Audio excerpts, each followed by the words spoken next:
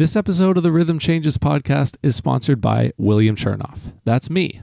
I'm a jazz musician, and I have a song coming out with my friend Will Clements. He sang it and wrote the lyrics. I wrote the music. It sounds like Chet Baker, Diana Krall, Kurt Elling, and other jazz vocalists, and it's been played a bit on Canadian community radio in advance of its release. It's coming out everywhere on Friday, July 30th, 2021. So if you want to hear Don't Miss Me by myself and Will Clements, go on over to williamchernoff.com to learn more.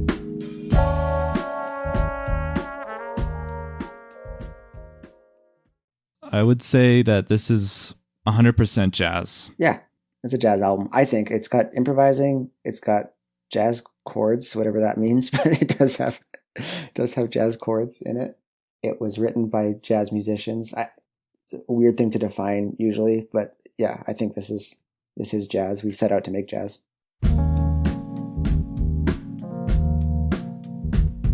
Welcome to the Rhythm Changes podcast. I'm your host, Will Chernoff. Today, I spoke to two guests, David Lavoie and Carson Tworow. They've just released their first album together called Urban Repurpose. It's a jazz album with lo-fi influences, and it came out on Inner Ocean Records out of Calgary. That's where David is based. Carson, based here in Vancouver. They broke down how they made this album, all the different instruments they play.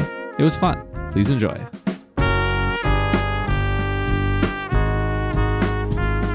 All right, David Lavoie and Carson Tworow, welcome to the Rhythm Changes podcast. Thanks for having us. Thanks for having us. You are the first dual guests we've had so far. It's an honor. Hopefully it's fairly seamless. I heard that Urban Repurpose, which is the name of your album, is the name of a store at Park and Tilford in North Vancouver. So what's the connection? I like that store. I went there a lot. When there, even before it was at Park and Tilford, you would go there all the time. That's so true. Yeah, because there was a sound studio that they moved into, and it's actually a pretty cool building. I forget the company that it was before, but yeah, go check it out. It's a cool store. What do they have there? It's like a reuse it store. So they have like used lumber, furniture, just like random stuff. It's kind of like a thrift store, but there's no clothes. It seems like it's almost like stuff for film sets, or at least it was. Yeah, a lot of people get their props there. Yeah, I don't know. Anytime I've like needed something kind of random, I go. David, I think you made a lot of use of it when you were at your place living in North Van. So I was kind of like friends with the guy, or not friends, but I knew the guy that owned the place because I had gone there so much, and he'd give me like really good deals.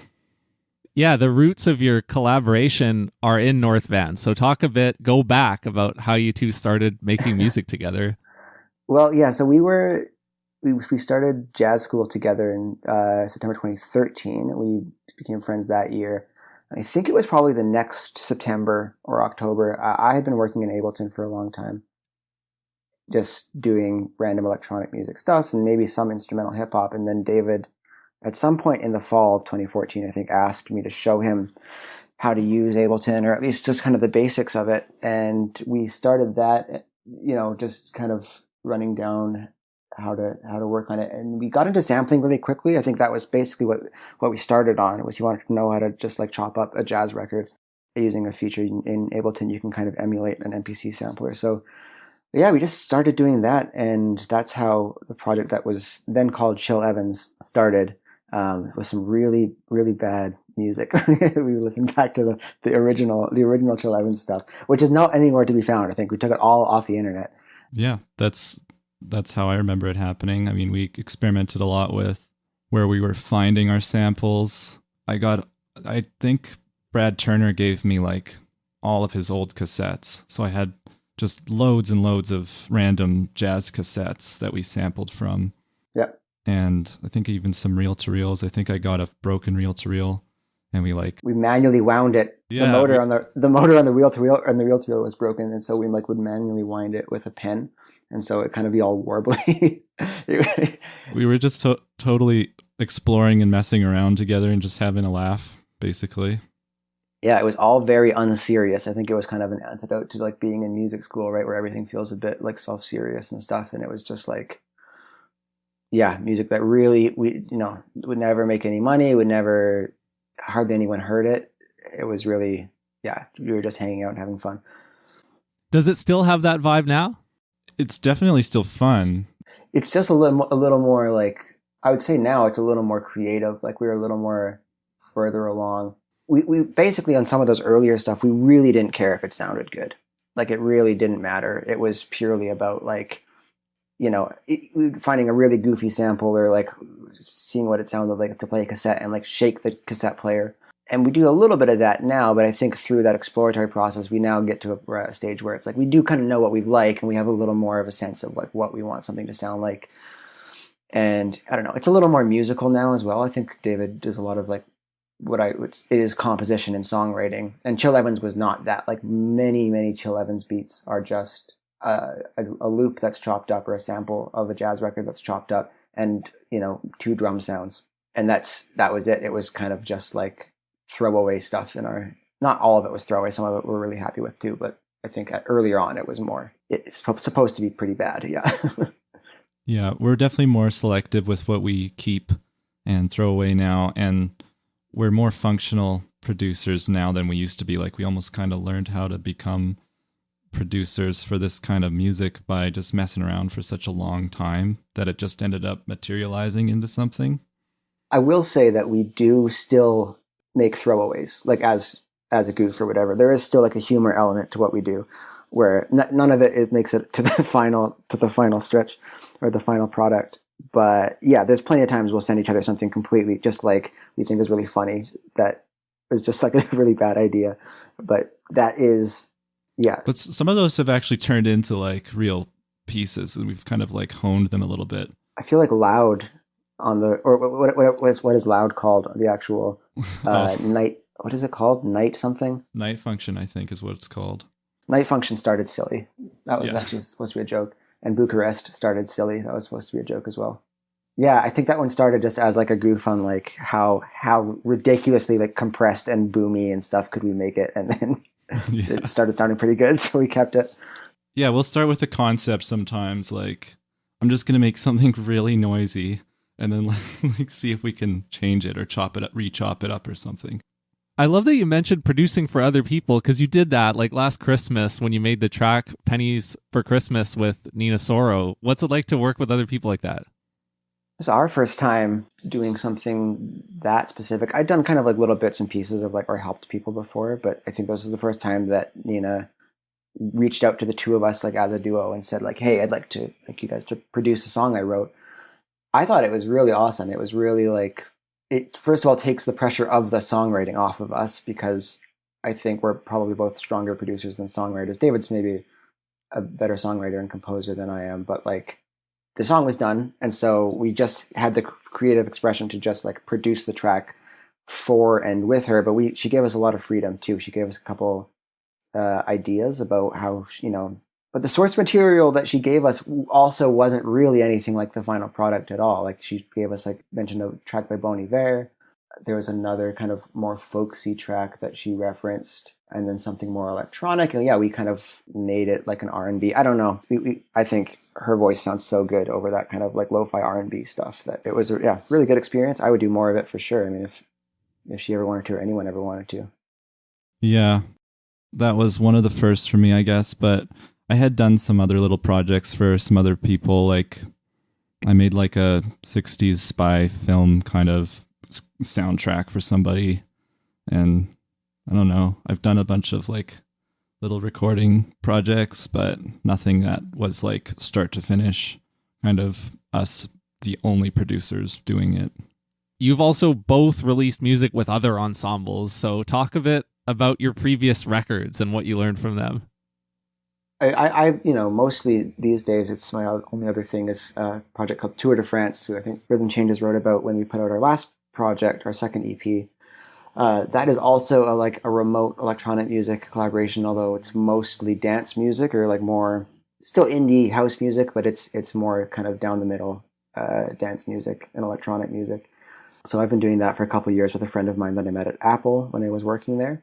Still do that, as much as we can. We both work full-time jobs. My collaborator Luke and I play drums in your band, and I drum in a couple different groups when we can. It's we're just at the tail end of COVID now, and so I'll see kind of what groups are still active and doing a lot on that side of things. But yeah, I've been a kind of a drummer sideman since music school, and slowly been transitioning more and more to just electronic work. But David, yeah, has a lot of other projects too. Yeah, me and Carson played in a band for a while, like called Wild Friar. We recorded that album, I think in 2017 or 18. It was just like a little EP, and I think it went to cassette. But that was like a little fun band that I don't know. I wrote all the music for, and it was loosely based off of the music that I grew up with here in Calgary, which is kind of like post-punk. But I mixed it with a bunch of jazz because I had a bunch of really good jazz players in my band, which I had never had before, which was a super fun project. And then there was, I had like a straight ahead jazz quartet with a couple, students from CAP and also a teacher there, Brad Turner, playing keys for me, which was just an incredible experience. And we recorded an album in 2019, released it right before the pandemic in 2020. That was just, straight ahead jazz. I wrote all of that music too, though. There was no standard material on that record either. So that was a compositional effort, I guess. And then there's like all the Chill Evans stuff that we worked on together. What was the actual moment when you decided to rebrand from Chill Evans to your names? When we made this album, we knew it was going to be different than the rest of the stuff we've made, because we were planning on let's do something like real, like we've both moved. I moved cities, and we're thinking, okay, how are we going to keep this going? Because before, where our music making like process was to hang out in person and just make music together, now it's like it has to be more intentional if we're going to be far apart from each other. We entered the process differently this time, and we were like, okay, let's not use as many samples. Let's actually write some stuff. Let's try to make things a little bit more through composed and less loop based.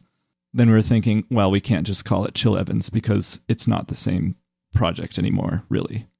Yeah, I think it kind of like put a nice time box around Chill Evans as well. Like that project had a specific sound. It had a really specific method, actually. That's maybe the biggest distinction, is that Chill Evans was really based around, like, we choose a sample. Typically is David chops the sample, I do some drums, back to David for, maybe if we added anything else, horns or whatever, back to me for effects, and then it's done. That basically was like the formula for every Chill Evans beat, and these all went a little bit different than that. Mainly that the bassist wasn't a sample, except for maybe on one track. But even in that track, I don't know if we started with the sample. It was clear that, like, by the time we were wrapped up, and even before we'd settled on Urban Repurpose as the title, that it wasn't going to be called Chill Evans. It just was a completely different thing. When Carson released Tour de France 2 with Luke, I asked him which tunes were Carson tunes and which were Luke tunes. So here, are there Carson tunes and David tunes? They're mostly David tunes this one's like the division of labor is a little different than, like, say, how we have it in Tour de France, where Luke and I maybe contribute an equal amount of musical material. I think that for most of these tracks, it's David with contributing most of, like, the playing and the composing, and myself doing a good chunk of the, like, producing, being like sound design, drum programming, making some of the decisions about how certain things go. The only ones I would say that, like, I think I started are Your Name I at least started that one, although David worked a fair amount on it. And then there was another one that had started as something like a little fun video we did for Instagram that turned into a longer track. I do not remember. The titles all changed. We changed the titles at the very last minute from the Ableton file names. So what's it called? Geez, I should just look at the track list so I know what it's called. But yeah, I would say like the synth heavy or synth centric songs were started by Carson in his right, because then I basically just took the inspiration from that point on and just added blowing or like extra chords or whatever, and it kind of morphed into something after that. But the initial conception was Carson's. And also, Carson did a lot of the, or most of the mixing, did most of the heavy lifting there as well. Oh yeah, if you don't mind, maybe just break down for anybody who hasn't heard any of your playing before, what instruments do each of you play? And how did that relate to this album, but just in general? Oh yeah, so my degree was on the drums, so I do play drums. Although on this project, it's drum programming that I do, which is a similar part of your brain, but a completely different process. Programming electronic drums and choosing samples. I also can, you say like, arranger's keyboard or producer's keyboard or like composer's keyboard it's called sometimes, where like I probably couldn't ever play a gig on the keys. I'm not very fast, but I can, hear things and visualize and I know my way around a piano a decent way. So I'm playing a lot of the keys and synth stuff on the project, but David's basically handling everything else. David? Yeah, my major in university, we went to the same university, by the way, was trumpet. So that's been a main instrument for me since completing my degree and doing it. But I also studied guitar like for a longer amount of time than I've actually studied trumpet. So I would consider myself a functional guitar player. And aside from that, there was some like other instruments on the album that like I just kind of picked up or whatever. Like I rented a cello and I just kind of had it sitting around and I did some pads and some pizzicato that I don't know, don't listen too closely to that. But also, yeah, I would say I'm an arranger's piano player. Like I would not call myself a gig piano player at all. Like don't hire me to play piano, please. But I do a little bit of extra production work on the side, and it's pretty like writing chords and melodies and stuff, and I just do it all on the piano because it's so easy to like do that for MIDI compared to like transforming your guitar MIDI into or whatever, like that's a garbage process. So yeah. I see in David's video screen for listeners that he has a bass behind him, and that makes me wonder which one of you is the primary bassist. I do play bass. I play bass like a guitar player, so I don't really count it. I don't really know what I'm doing. I just do it. And a lot of the bass actually on the album was digital too. A fair amount of it was you, though. I think like besides a couple of tracks where I'm playing like where we're doing synth bass, all the acoustic or the real bass sound, that's all David. So to what extent would you say this music is jazz?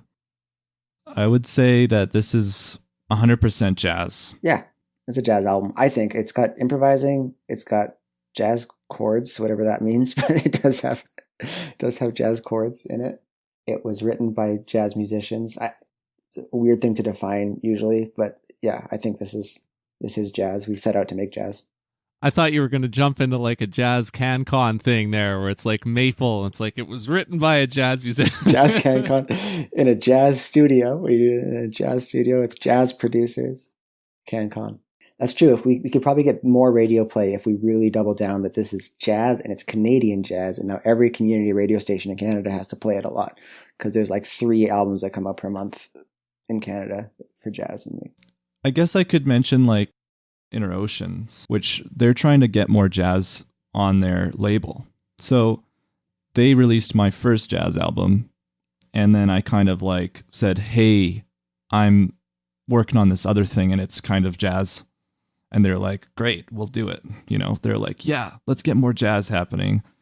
I would say so. And it's going to, it's getting the same digital mail out to all the radio stations that play jazz and stuff too. So yeah, and with Inner Ocean, there is that intersection with they've more traditionally or historically done like instrumental kind of lo-fi hip hop, like that like lo-fi beats to study and chill to kind of type of stuff, higher caliber than like YouTube playlist stuff. But I think that there's like an intersection there with them of like that is using jazz samples, almost like Chill Evans type stuff, but maybe a little more polished than Chill Evans ever was. And the jazz side of things, right? Like all the way to the other side of the spectrum where like the David Lavoie quartet record is David playing with like a jazz quartet. It's all live. It's not like there's synth and sampled drums and stuff.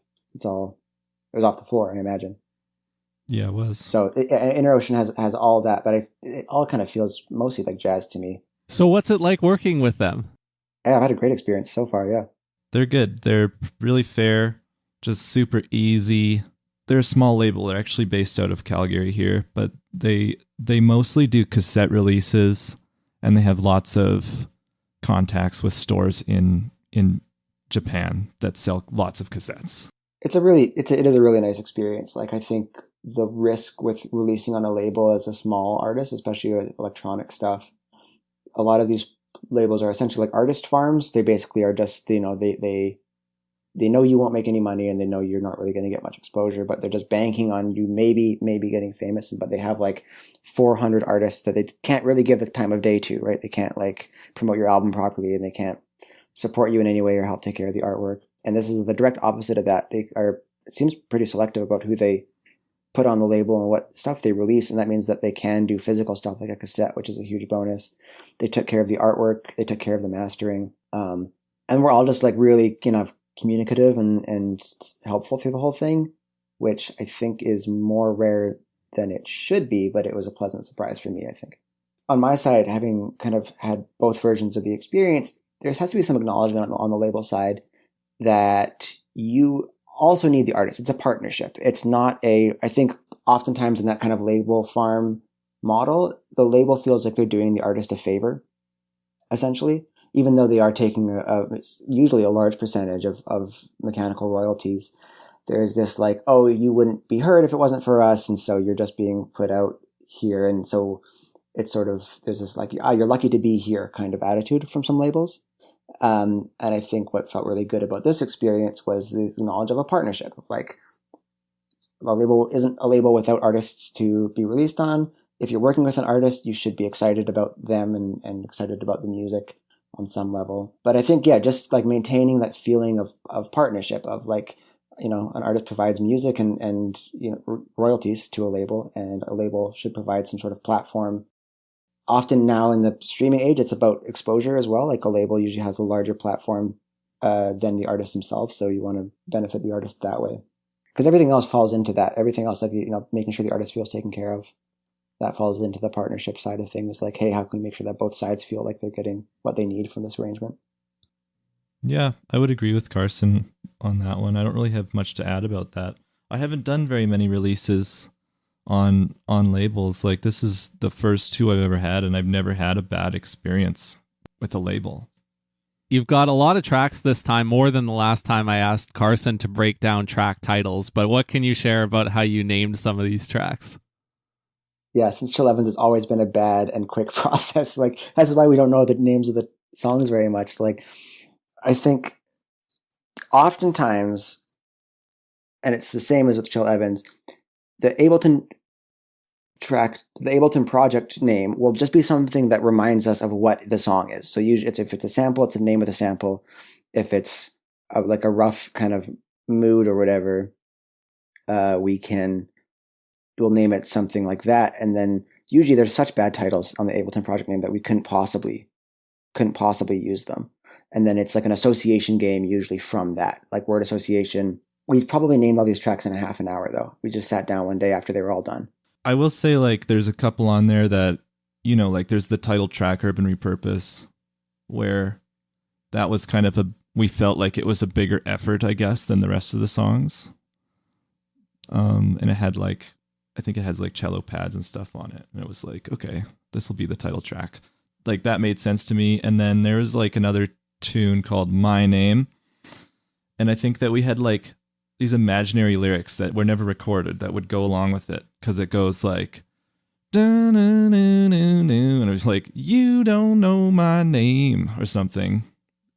It was just how we conceptualized the name of that song, for example. That was actually another technique we used to name some Chill Evans stuff is like, what if we were like rapping along to it, or what if we had, trying to look at the other names to see if there's anything. Some of them are just like vaguely, to use the phrase, but a mood. Like Screen Door, I think, was like vaguely summery, or like Hot Weather. I don't know, something like relaxed about it. Yeah, it's like imagery, I guess. For Granted, there is a sample on For Granted, and it's a Grant Green sample. That's why that one's there. That's just a pun. Oh, I love that you went into like the lyrics imagined and the quick naming and stuff, because I identify with all that too. On a lot of my tunes, I always start with like a phonetic name. Like, I'm writing instrumentals all the time, right? But I come up with some kind of phonetic phrase that goes with like the key hook or maybe the end of the melody. And then that's how I keep track of the tunes. And then maybe I rename them later, maybe I don't. Like, I have tunes on my album called Aim to Stay and Stop Me If You've Heard Enough. Those are tracks 1 and 2, and those are both phonetic names, and those ones didn't get changed. Well, actually, Carson, this is an example of bad naming because it's actually a Ted Green solo. Like that we sample is Ted Green. Oh, is that what it was? Not Grant Green. Yeah, for real. So I actually found that out after we. It's because. Yeah. So we called. Outed us for not knowing what the sample is. That's really funny. It's because we named the project something about green, and then I think just like it was months after we first sampled anything, and we don't, the original sample file is gone. It's just now we had to have this track that's called Green something. And I knew there was a sample, and I'm sure I just assumed it's got to be Grant Green. Yeah. Grant Green's a guitar player. No, Grant Green is a guitar player. There's a guitar sample. It's called Green. Yes, I guess it wasn't. So you talked a lot about the music production steps. You talked a little bit about what it's like to work with Inner Ocean, but can you go into the business steps between finished product and release? We had to deliver final mixes to them. We had come up with some album art because we were planning on self-releasing up until we decided to do it through label, but they didn't end up using that. They ended up making their own album art, better album art for us. Yeah. They also made like animations and stuff, so we didn't really have to do too much, and it was honestly like our first time mixing ourselves, so that was kind of an adventure. But yeah, there's just a bit of back and forth with the mastering process. And then it was like, okay, cool. When we first kind of started the conversation with Corey at Inner Ocean, I think David started more even like vague, like, hey, I'm working on something else. It's a little more electronic. It's maybe closer to hip hop, but it's still definitely jazz. Would you be interested? He said, yes, we're interested. So we sent demos unmixed, I think was what we first did, basically just to gauge whether they were interested or not. Because if they were, that basically changes the whole process, right? If we were going to self-release, we probably would have been on a completely different timeline. And honestly, maybe a little less polish on it. Like I'm trying to think of how we would have managed to pay for mastering. We probably would have just tried mastering ourselves, which would have gone poorly. So then once he was interested, he's liked the demos. We decided we'll mix them ourselves. I wanted to kind of get some practice doing that. And I had, just from the Tour de France stuff, I have some of the plugins needed to get an okay mix. Sent those to him. Yeah, he liked them. He thought that we basically asked for any revisions on the mixes. I think he wanted just like some gain staging stuff to change or something. But yeah, and then they took care of the mastering for us, which is, I don't think that's necessarily standard. I've seen it both ways, where you can send, with Tour de France, we did a release on a label. We sent them a mix once and they master it themselves. Some places expect a mastered version. They want you to take care of mastering. That's less common, and I think that's more kind of on the label farm side of like they really are just, their value prop is platform, and so you're basically paying them both in mechanical royalties and in taking care of your own mastering in order to just like be on their label. Yeah, we also had to like sign an agreement with them, and they needed some information so that they could set us up with artist profiles and stuff. Either as a team or individually, after this release, what are you working on next? We've talked a little bit about what's next for this project. I don't know, we don't have a name for what we're calling ourselves post Chill Evans, but the Urban Repurpose project, or just Carson, Tworow, and David Lavoie. We've talked about kind of going, if Urban Repurpose was like a step forward past like just sample-based Chill Evans, we want to maybe take that another step from, into maybe even slightly more experimental, or talked about mixing different genres. David plays post-punk, maybe even more improvising, less loops. These are just ideas we tossed around. I mean, who knows what'll actually come out? We don't have much in the way of product yet to to confirm that. Yeah, Tour de France is still writing quite a bit, and I guess I'll just see what shows happen in the late fall and summer for me. Or sorry, late summer and fall. Yeah, I'm constantly making stuff just for no reason. I just have like a folder on my computer called like uncategorized projects. And sometimes I send them to Carson and I'm like, hey, do you think this is a song or like an idea or whatever? So there's the start of this new, like, the next thing for us is just sending each other stuff to look at and deciding what the concept is. But we're at the very early stages of that. right now I'm recording an album in my basement for a new band that's like kind of post-punk stuff that I've written here. I don't have a name for that band yet. And I'm also trying to put together like a jazz quartet, or I guess maybe a trio here, to try and start writing some jazz stuff again, like straight ahead jazz stuff. Okay, I think I want to go out with this. I'm going to stage this one more than the previous questions. Thanks for your time today. I'm going to start with Carson here because he's going to catch this vibe right away, and then it'll go on to David. But what I'm curious about capturing from this moment in time is like what your day-to-days look like and how you actually fit music into those hours and what those routines are like. And I'm ending with this because I know that Carson and I are both longtime listeners of the podcast called Conversations with Tyler. And so I want to know, what are the Carson Tworow and David Lavoie production functions? Yeah, I mean, my day as a musician and human looks a lot like anyone. I work a 9-to-5 job, right? So I start my day. Actually, I'll often start by opening Ableton before I even get to work and just have a look at whatever I was doing the previous time I was working. Maybe that means even just playing a little bit of keyboards and just, not doing anything serious. Start my workday at like 8 a.m., go till about 4:30.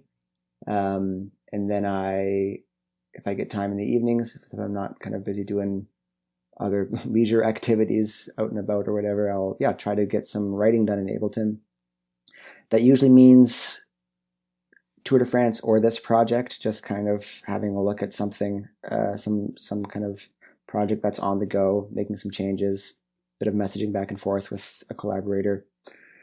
Practicing drums in the evening sometimes when I get time. I think this year with COVID, it's been kind of hard to make time for practicing my instrument, because for a while it felt like practicing for what? It was like there was no shows on the horizon, and now that that's starting to open up, I feel like I'll be a little more diligent about practicing my instrument. But yeah, it's just kind of about fitting it in the gaps, I think, of my normal life of just, fitting in as much music as I can.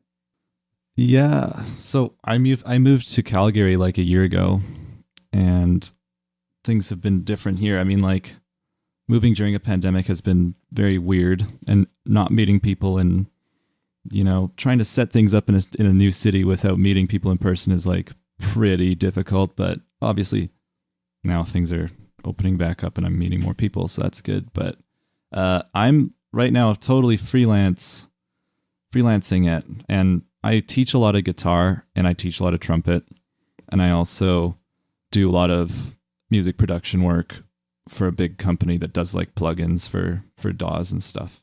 So I'm doing lots of like MIDI work.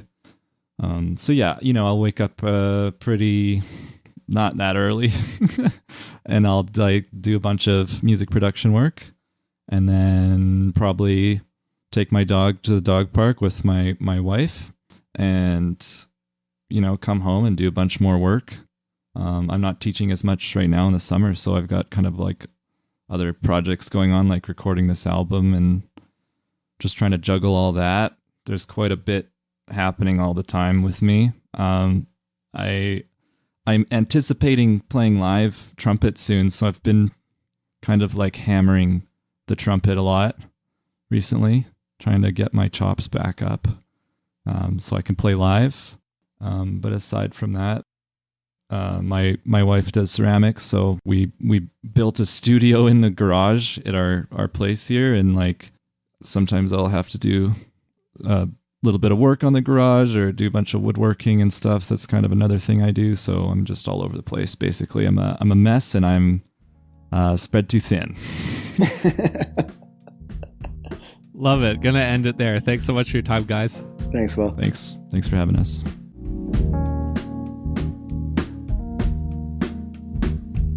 If you like this podcast, subscribe to get more from wherever you listen to podcasts. Give us a 5-star review if you can, and tell your friends to find the Rhythm Changes podcast in their app of choice. And if you really like this kind of thing, go to rhythmchanges.ca to learn more about what we do, or visit patreon.com/rhythmchanges to support us directly. Thank you so much for tuning in, and we'll catch you next time on the Rhythm Changes podcast.